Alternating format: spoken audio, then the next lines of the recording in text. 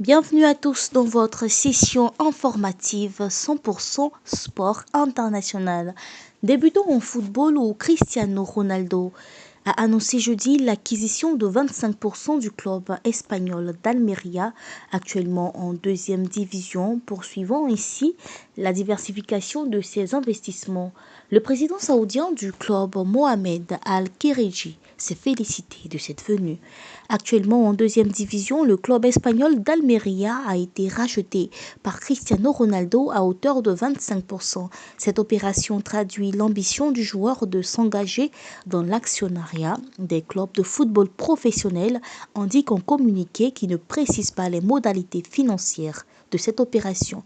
De son côté, le président saoudien du club, Mohamed Al-Khéreji, s'est félicité de l'arrivée de l'ex-attaquant du Real Madrid, se réjouissant qu'il comprenne le potentiel du projet.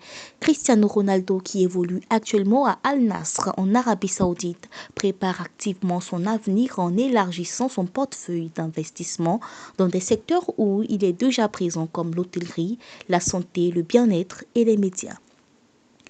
Âgé de 41 ans, l'attaquant portugais doit participer l'été prochain à sa 6e Coupe du Monde organisée aux États-Unis, au Mexique et au Canada. Il a déjà indiqué que le Mondial 2026 serait le dernier de sa carrière. On pose maintenant nos valises en Liga. C'est un coup dur pour le Barça, 2 Jong blessés et absent 1 mois et demi.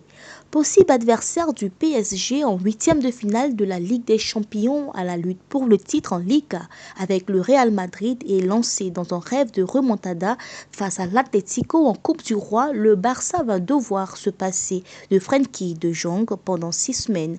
Les Blaugrana vont devoir se passer d'un élément clé à un moment déjà décisif de la saison. Le FC Barcelone a annoncé ce jeudi que Frenkie de Jong s'est blessé à l'entraînement et manquera 1 mois et demi de compétition. Le milieu de terrain néerlandais a été touché au biceps fémoral de la jambe droite durant la séance matinale. Le club catalan indique que son joueur de 28 ans sera absent entre 5 et 6 semaines alors que le Barça entre dans une période charnière de sa saison. De Jong manquera d'abord le choc de Liga samedi contre Villarreal, 3e du classement. Il venait pourtant d'inscrire son premier but depuis 1 an lors de la victoire du Barça sur le ventre 3-0 qui a permis aux Barcelonais de repasser devant le Real Madrid dans le coude à coude pour le titre en championnat.